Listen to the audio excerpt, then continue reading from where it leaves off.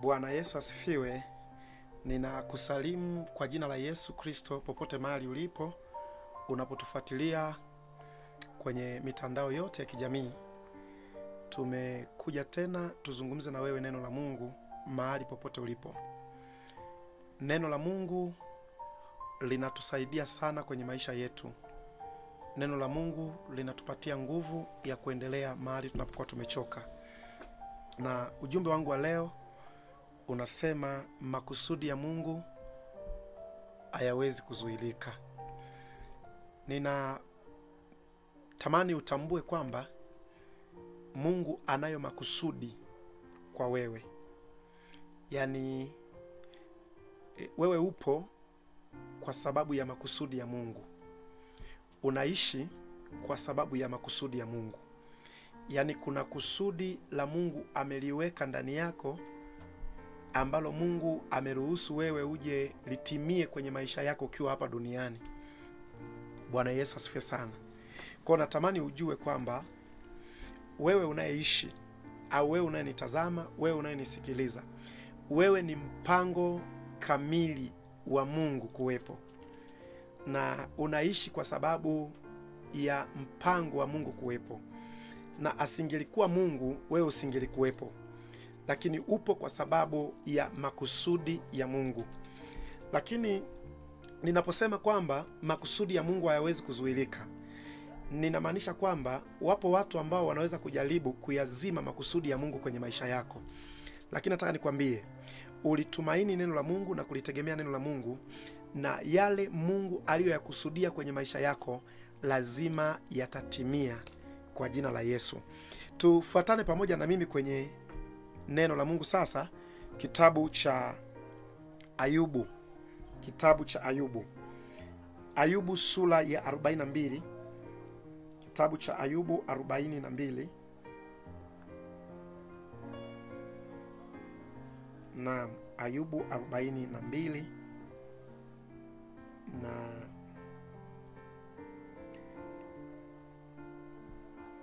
mstari wa kwanza na wa pili. Naomba unifuatilie kwa makini sana, kwa sababu leo kutakuwa na uvuvio wa nguvu za Mungu nyingi kukugusa kwenye hili neno na wewe ukapiga hatua nyingine pale ambapo upo. Biblia inasema hivi: ndipo Ayubu akamjibu Bwana.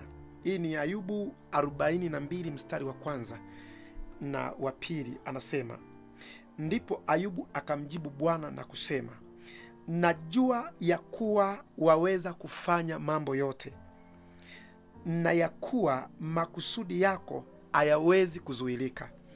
Huyu ni Ayubu anamjibu Bwana. Anamwambia Bwana ya kwamba ninajua ya kwamba wewe ni Bwana unayeweza mambo yote. Yaani wewe ni Mungu unayeweza mambo yote. Lakini bii yake ni kwamba na makusudi unayokuwa umeyakusudia Mungu hayawezi kuzuilika. Haya ni mambo mawili ambayo Ayubu anayazungumzia. Cha kwanza, ametambua kwamba Mungu anaweza mambo yote. Unaponisikiliza mahali popote ulipo, hebu utambue kama ambavyo Ayubu ametambua kwamba, cha kwanza anatambua kwamba Mungu anaweza mambo yote.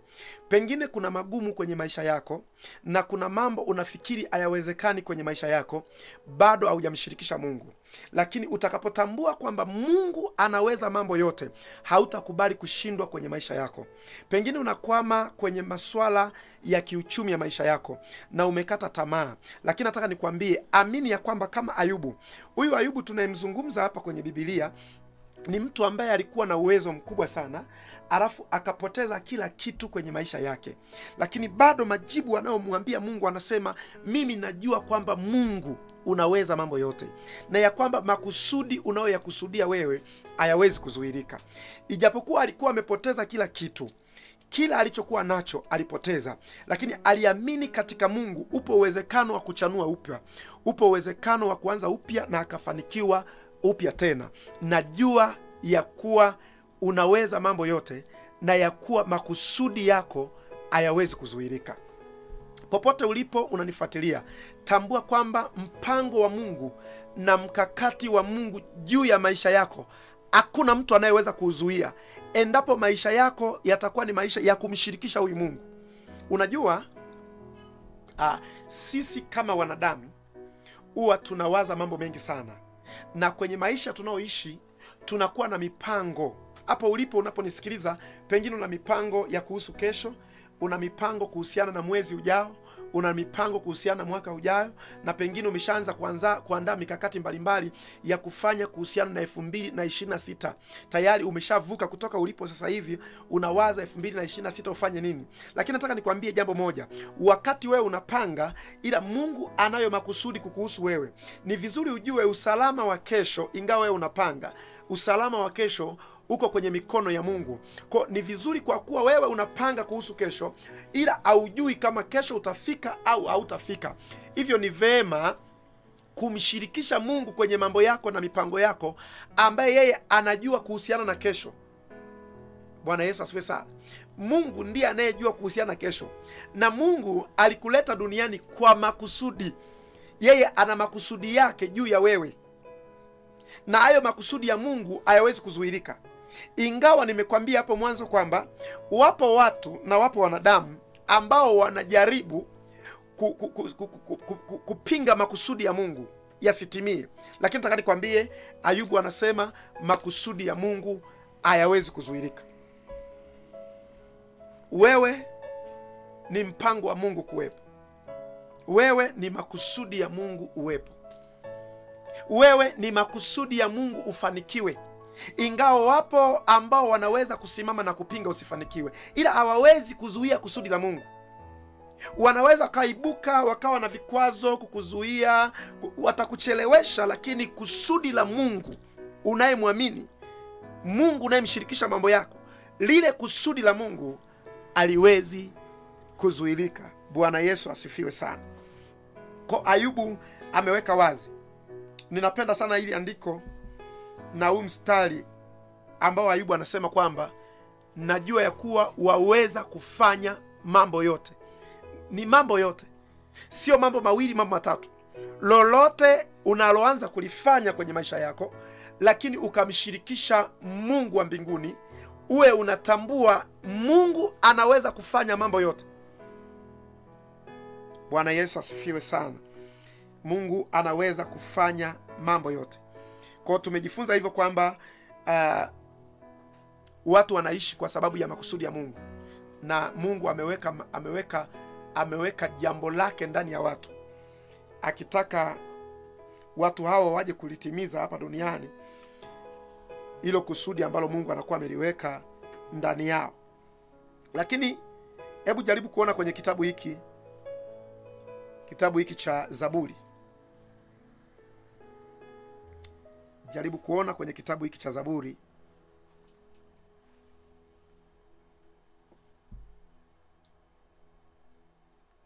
Kitabu cha Zaburi ya 33. Zaburi ya 33.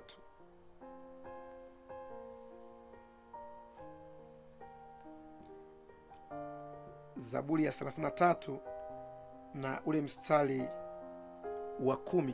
Biblia inasema hivi: Bwana uyabatilisha mashauri ya mataifa, uyatangua makusudi ya watu. Unaona, nimesema makusudi ya Mungu hayawezi kufanyeje? Hayawezi kuzuilika. Lakini hapa anasema Bwana uyabatilisha mashauri ambayo watu wanakuwa wanashauriana wakiwa na makusudi mabaya, ambayo hayo makusudi ya watu yenyewe anasema yanaweza kutanguka, ila kusudi la Mungu haliwezi kutanguka. Ila yale makusudi ambayo watu wanakuwa wamekusudia, watu wana makusudi mabaya ndani ya mioyo yao.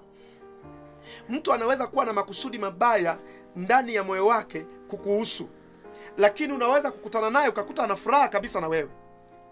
Unaweza kukutana naye ukakuta anacheka, anatabasamu, lakini ndani ya moyo wake ana makusudi mabaya. Mungu anasema hapa kwamba Bwana anayabatilisha mashauri ambayo tena anasema mashauri ya watu ambao watu wanashauriana kwa ajili ya kukuangusha. Wasijue wewe kuwepo ni kusudi la Mungu. Wasijue pengine unachokifanya ni kusudi la Mungu ufanye. lakini wao wanasimama pengine kwa wivu, pengine kwa chuki, pengine kwa fitina, pengine kwa usuda, pengine kwa kijicho kibaya walichonacho, wakataka kupindisha kusudi la Mungu kwa makusudi yao. Kusudi la Mungu haliwezi kuzuilika. Hakuna anayeweza kulizuia Mungu akikusudia. Bwana Yesu asifiwe sana. Sasa hapo anaposema Bwana huyabatilisha mashauri ya mataifa, huyatangua makusudi ya watu, anayatangua waliokusudia watu.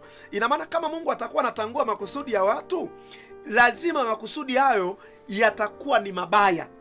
Ngoja nikupe mfano wa kwenye Biblia kabisa.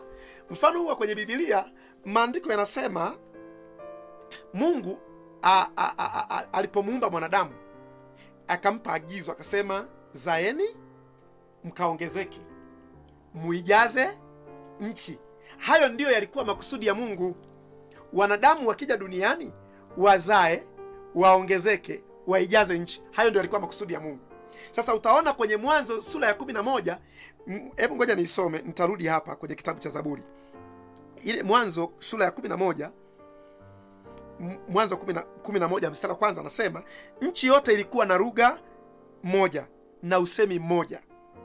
Ikawa watu waliposafiri pande za mashariki, waliona nchi tambalale katika nchi ya Shinari, wakakaa huko. Wakaambiana, haya na tufanye matofali tuyachome moto. Walikuwa na matofali badala ya mawe na lami badala ya chokaa. Wakasema, haya na tujijengee mji na mnara, na kilele chake kifike mbinguni, tujifanyie jina, ili tusipate kutawanyika usoni pa nchi yote. Haya ni makusudi ya watu. Makusudi ya Mungu kule mwanzo, amemuumba mwanadamu azae na kuongezeka na kuijaza nchi. Makusudi ya wanadamu hao, wamekaa wanashauriana, tujijengee mnara, tukae hapa hapa, tusitawanyike katika uso wa nchi. Wakati kusudi la Mungu watu wazaliane, watawanyike kwenye uso wa nchi, wazae, waijaze nchi. Lakini wanatokea wanadamu ambao pengine Mungu angetegemea kwa kupitia hawa wanadamu nchi ijae. Hawa wanadamu wanaanza kujenga mji na kinara na kilele chake kifike mbinguni, wasitawanyike kwenye uso wa nchi. Sasa Biblia inasema hapa, anasema wakasema, haya na tujenge mji na mnara na kilele chake kifike mbinguni, tujifanyie jina, tusipate kutawanyika usoni pa nchi. Bwana akashuka ili aone mji na mnara waliokuwa wakiujenga wanadamu. Mungu akaangalia hiki wanacho wanadamu wameshauriana wanachotaka kukifanya. Hivi usiriasi wake ukoje? Mungu alipoangalia akaona, anasema kwamba Mungu mwenyewe anasema, tazama watu hawa ni taifa moja, na lugha yao ni moja, na haya ndio wanaanza kuyafanya, wala sasa hawatazuiliwa neno walilokusudia kufanya. Kwamba umoja walionao na lugha yao ni moja, taifa lao ni moja, wanachokisema ni moja, hawawezi kuzuiliwa neno. Ila kwa sababu kile ambacho wamekusudia kukifanya ni tofauti na kusudi la Mungu, Mungu akasema tushuke tuwachafulie usemi. Kwa walikuja kutawanyika pasipo wao kupenda, kwa sababu ulikuwa ni mpango wa Mungu wanadamu waenee katika nchi. Hawa wanadamu ambao Mungu anawategemea hawa, kwa kupitia hawa waenee katika nchi, wao hawataki kuondoka. Wanasema tukae hapa hapa, tusitawanyike, tubaki hapa hapa, tuwe na usemi mmoja hapa hapa. Sasa makusudi ya Mungu ni kwamba wanadamu waongezeke, waijaze nchi. Sasa hapa unaweza kuona mwenyewe kwamba kuna kusudi la Mungu juu ya wanadamu, alafu kuna kusudi la wanadamu juu ya wao wenyewe, ambalo linaweza kuwa kinyume na Mungu. Kusudi la wanadamu litavunjika, kusudi la Mungu lisimame. Narudi pale kwenye kitabu cha Zaburi. Tunaendelea pale kwenye kitabu cha Zaburi, ilikuwa ni Zaburi 33 na ule mstari wa 10, ambapo anasema Bwana uyabatilisha mashauri ya mataifa, ambayo mataifa wanashauriana, uyatangua makusudi ya watu. Mstari wa 11, shauri la Bwana lasimama milele, makusudi ya moyo wake vizazi hadi vizazi. Unaona, yani makusudi ya watu na mashauri ya watu yanatanguliwa, yanavunjwa, ila shauri la Bwana na makusudi ya Bwana. Shauri la Bwana lasimama na kusudi la moyo wake. Ina maana ndani ya moyo Mungu anakuwa na makusudi, anakusudia. Wewe unaweza kuwepo hapo, lakini Mungu amekusudia kukubariki. Unaelewa? Na Mungu akikusudia kubariki, zile baraka zinaanza kuonekana juu yako. Baraka zinapoanza kuonekana juu yako, kuna watu wanaweza kuinuka wakaanza kuona kama unabarikiwa, kama unaanza kuongezeka, kama unaanza kufanikiwa, wakaanza kuwa na makusudi maovu ndani yao ili kuharibu mpango wa wewe kufanikiwa. Wasijue kufanikiwa kwako ni kusudi la Mungu. Sasa wanapoingia kupingana na wewe, wasijue wanapingana na kusudi la Mungu lililopo ndani yako, ndipo makusudi yao yataanguka, kusudi la Mungu juu ya maisha yako litasimama. Bwana Yesu asifiwe sana. Ni maombi yangu leo kwamba Mungu ayasimamishe makusudi aliyokusudia juu yako. Kwa sababu Ayubu anatueleza wazi kwamba namba moja, Mungu anaweza kufanya mambo yote. Amini hivyo kwamba kwenye maisha yako, sijui unapita kwenye kipindi kigumu cha namna gani, sijui unapitia changamoto za namna gani, na sijui unapita kwenye changamoto ni kwenye biashara, ni kwenye kazi, ni kwenye familia. Amini Mungu anaweza kufanya mambo yote. Anaweza kubadilisha hali ulionayo ikaja hali nyingine sawa sawa na alivyokusudia. Bwana Yesu asifiwe sana. Unatakiwa kuamini kwamba Mungu anaweza kufanya mambo yote, na ya kuwa makusudi yake hayawezi kuzuilika. Mimi naamini hivyo. Makusudi ya Mungu juu ya maisha yangu hayawezi kuzuilika. Ninaamini kwamba Mungu ni Mungu ambaye amenibariki. Lakini wewe unaweza kuinuka ukawa na maneno mengi juu yangu, hayatazuia mpango wangu. Yaani huwezi kumshawishi Mungu kwa uongo wako akaacha kunibariki, kwa sababu Mungu anaujua ukweli. Na hiki ni kitu watu wengi wamejidanganya. Mtu anaweza akafanyaje ujue? Mtu anaweza akakuchonganisha wewe kwa watu ambapo unapatia baraka. Akazungumza uongo mahali ambapo wewe unajipatia riziki. Akazungumza uongo, akazungumza maneno mabaya ili wewe uonekane mbaya kwa watu. Lakini nataka nikwambie, mtu anaweza kufanya hivyo. Lakini je, wale wanadamu nao wadanganya ili wanione mimi mbaya, wale wanadamu ambao unawadanganya ili wamuone huyo mtu ni mbaya, ni kweli wanadamu wanaweza kudanganyika wakaniona mimi mbaya? Unafikiri unaweza ukamdanganya na Mungu akaniona mimi mbaya? Mungu anaujua ukweli. Kwa unaweza kuwadanganya wanadamu kwamba mimi ni mbaya, lakini Mungu anaujua ukweli kunihusu. Na kwa kuwa Mungu anaujua ukweli kunihusu, baraka zangu zitabaki pale pale, kwa sababu kusudi la Mungu linasimama na makusudi ya watu huwa yanavunjwa. Mungu akubariki sana popote unaponifuatilia, kwenye nchi yoyote unanifuatilia. Baraka za Mungu zikufikie pale ulipo. Makusudi ya Mungu juu ya wewe kuwa kwenye taifa hilo, makusudi ya Mungu ya wewe kuwa kwenye biashara hiyo, kwenye kazi hiyo, au kuwa kwenye jambo unalolifanya yasimame. Na vita yote inayoinuka kwa watu kukuchukia, watu kukunenea mabaya, watu kuwa na hila na wewe, makusudi yao yavunjwe, waone kusudi la Mungu likichanua kwenye maisha yako. Mungu akubariki sana. Ule kitabu kile cha, nisome kile kitabu cha Isaya. Kitabu cha Isaya. Kitabu cha Isaya.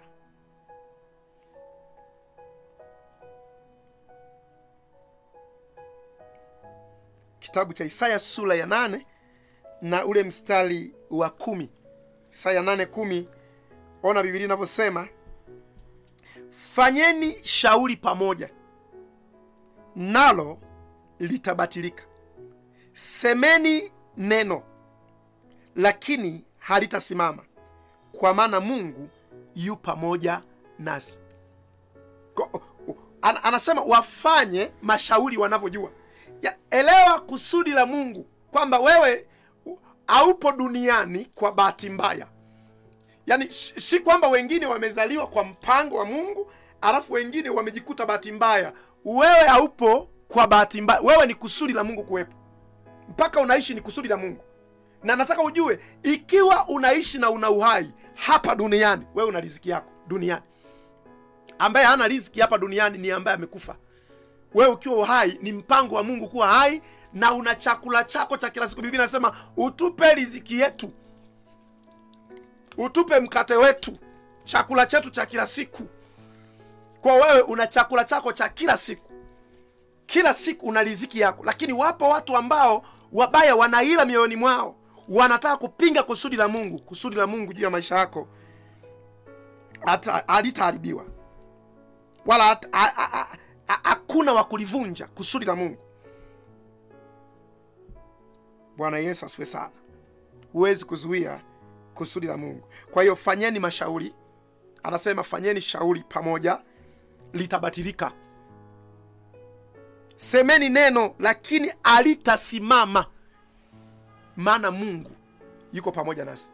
Kwa kitu unachotakiwa kuhakikisha, Mungu yuko pamoja na wewe. Kitu ambacho unatakiwa kupambana nacho ni wewe kuwa na Mungu.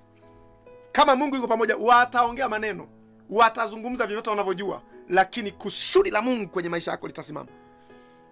Na mashauri yao hayatasimama. Ndivyo Biblia inavyosema. Nataka ujue ukweli huu kwamba tunapokuwa tunaishi, unaweza kukutana na watu ambao ndani ya mioyo yao wana makusudi yao mabaya kukuhusu, na huwezi kuwajua kwa sababu watu hawa ndio ambao wanaweza kuwa marafiki wa karibu. Watu hawa ndio ambao wanaweza kuonekana kwa jinsi ya kawaida ni kama wanakupa msaada wa karibu, lakini mioyo yao imebeba visu kwa ajili yako. Mioyo yao imebeba mapanga kwa ajili yako. Mioyo yao inatamani ungekufa lini. Mioyo yao inatamani ungeanguka lini. Lakini huwezi kuwajua kwa sababu nyuso zao zinaonyesha tabasamu, lakini mioyo yao imebeba mapanga. Kile kitabu cha Mithali 19. Kitabu cha Mithali 19. Kitabu cha Mithali 19.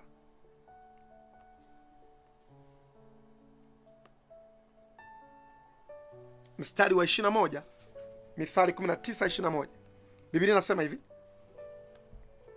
mna hila nyingi moyoni mwa mtu, lakini shauri la Bwana ndilo litakalosimama. Naweza kusema hivi: mna hila nyingi moyoni mwa mtu, lakini kusudi la Mungu ndilo litakalosimama. Yaani ndani ya mioyo ya watu kuna hila nyingi, na jambo likiwa ndani ya moyo wa mtu huwezi kutambua. Mtu unaweza kukaa naye hapo, mnacheka, mnafanya nini, lakini usiku huo anakuja kukumaliza. Mnacheka, mnafanya nini, kumbe ameshakualikia watu wengine kuja kukukamata, kuja kukuvamia usiku. Lakini mlikuwa wote mchana na ukutambua jambo ambalo liko ndani ya moyo wake. Kwa anasema mna hila nyingi moyoni mwa mtu, mna hila. Sasa hila ni uovu ambao uko ndani ya mtu. Ni uovu ambao mtu anaweza kuwa anakupigia mahesabu bila wewe kujua. Anasema mna hila nyingi, lakini pamoja na kwamba wanadamu wamejaa hila kwenye mioyo yao, kusudi la Mungu ndio litakalosimama. Hila ile haitasimama. Ninakuombea popote ulipo, watu wenye hila juu ya wewe, wenye hila juu ya biashara yako, wenye hila juu ya kazi yako, wenye hila juu ya nyumba yako, wenye hila juu ya watoto wako, kusudi lao lisifanikiwe, lakini mpango wa Mungu wawe kuongezeka, mpango wa Mungu wawe kufanikiwa, usimame. Ninakuombea leo kabisa ya kwamba neema ya Mungu ikusaidie kusudi lake lisimame kwenye maisha yako. Hata kama unaona kuna misukosuko, unaletewa misukosuko kwa sababu wameshajua, watu wameshaona kwa namna unavyokwenda utafika mbali, kwa namna unavyopambana utafika mbali. Sasa wanainua hila ndani ya mioyo yao, wanakuwa na makusudi mabaya juu yako ndani ya mioyo yao, lakini hawawezi kuzuia mpango wa Mungu. Watafanya hivyo, lakini mpango wa Mungu utabaki kuwa mpango wa Mungu. Huwezi kupingana Mungu. Nimesema hivi, Mungu ananijua na Mungu anakujua kuliko watu wanavyokujua.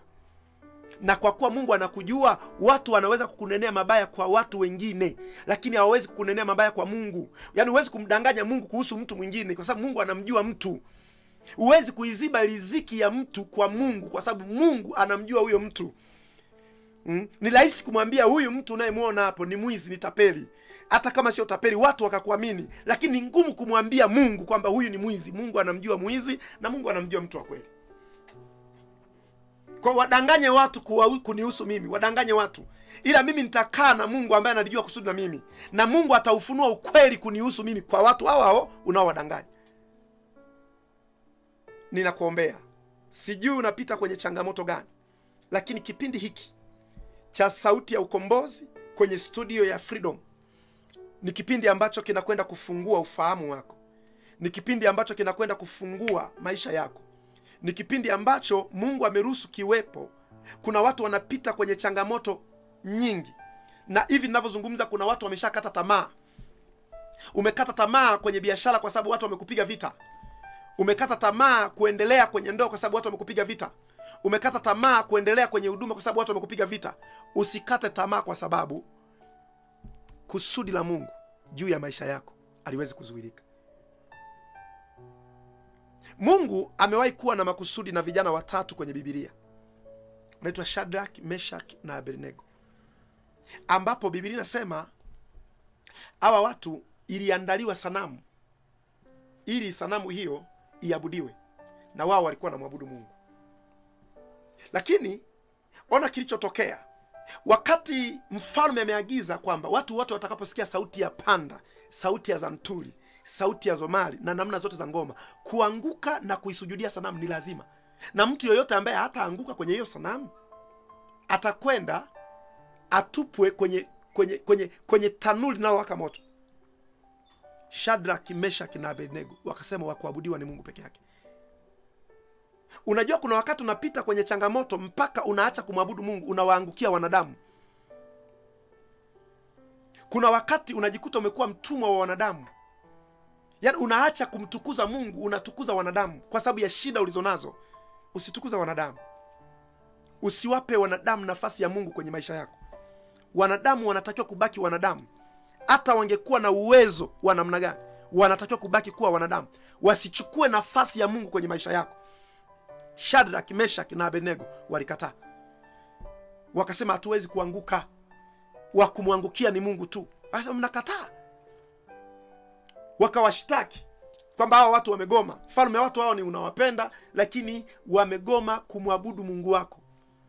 Walipowaleta, mfalme akasema nyinyi watu nawapenda sana, wala hakuna shida hata kama mkuabudu jana. Kesho mkisikia tena sauti ya panda, ya zanturi, zomari na namna zote za ngoma, kuanguka na kuiabudu sanamu niliyoisimamisha ni lazima. Wakasema mfalme, hatuna haja ya kukujibu. Sisi hapa hatuwezi kuiangukia sanamu. Tunamwabudu Mungu aliye hai. Kama Mungu tunayemwabudu atatuokoa sisi na huo moto, atatuokoa na mikono yako.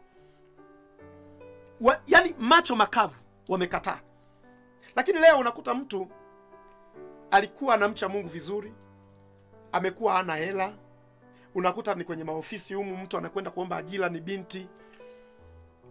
Bosi anamwambia mpaka utoe rushwa ya ngono, anaanguka mara moja. Wanapata ajira humo. Unaona watu wengine wanatembea na mabosi maofisini. Hiyo yote ni kuanguka, kwa sababu nisipomkubalia nitakosa kazi. Huko ni kuanguka. Ni bora ukose kazi, ni bora ukose chochote, ila usiangukie. Usimpe mwanadamu nafasi ya Mungu. Usishuke kwenye kiwango cha namna hiyo. Bwana Yesu asifiwe sana. Hawa jamaa walikataa. Na walikataa wakiwa na imani. Sio kwamba Mungu alisema nendeni mkatae, mimi nitawaokoa. Wao waliamini tu kwamba sisi tunamwabudu Mungu, kufa tuko tayari. Kama atatuokoa hamna shida. Lakini Mungu akaenda pamoja na wao kwenye moto. Makusudi ya Mungu hayawezi kuzuilika. Na yule aliyekuwa amewaingiza kwenye tanuri ndiye aliyekuja kuwatoa. Kwa sababu baada ya kutupwa kwenye tanuri la moto, Biblia inasema ule moto ulikuwa mkali, ukawaua waliokuwa wamewashika. Moto ukawarudia waliowatengenezea moto.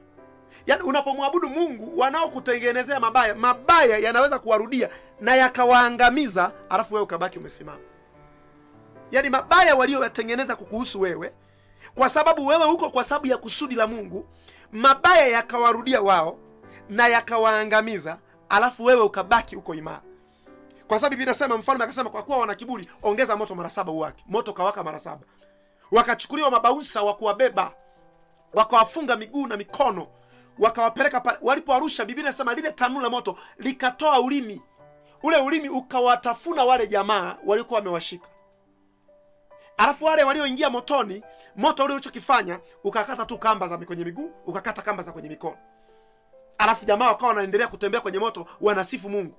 Alafu yule bwana mfalme mwenyewe akaja kuchungulia kwenye ile tanuri. Alipochungulia akuwaona watatu, akaona kuna wanne kwenye tanuri. Akaanza kuwaita wale watumwa wake wengine. Anasema, jamani njoeni, kwani tulitupa kwenye tanuri la moto watu wangapi? Sasa hayo ni maswali gani? Akati tunajua tulitupa watatu, unauliza maswali gani? Sasa mimi nimechanganyika kwa sababu naona wako wanne. Wameongezeka, wamekuwa wanne, na huyo wanne ni mfano wa miungu. Yeye mwenyewe akasema, enyi Shadraki, Meshaki na Abednego, hebu tokeni humo. Wakatoka kwenye moto. Moto uliowaua wengine. Moto huu ulikuwa rafiki na wale watu ambao walikuwa wako tayari kutembea na Mungu.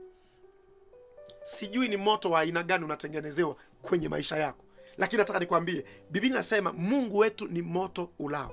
Changamoto yoyote wanaokutengenezea, magumu yoyote wanaokutengenezea, amini Mungu, na huyo Mungu atakuwa pamoja na wewe kwenye hiyo changamoto. Na watu watakuona unastawi katikati ya changamoto. Watu watakuona unainuka katikati ya changamoto. Mungu akubariki popote ulipo unatufuatilia kwa kupitia vipindi hivi. Usikose kutufuatilia siku ya Jumatano, siku ya Ijumaa tunakuwa tuko mahali hapa. Neema ya Mungu iwe pamoja na wewe, na ninakuombea makusudi ya Mungu kwenye maisha yako yasimame. Namna yoyote watu wametegemea wewe uanguke, hautaanguka, utasimama ukimtumaini Mungu aliye hai. Ubarikiwe sana. Amen.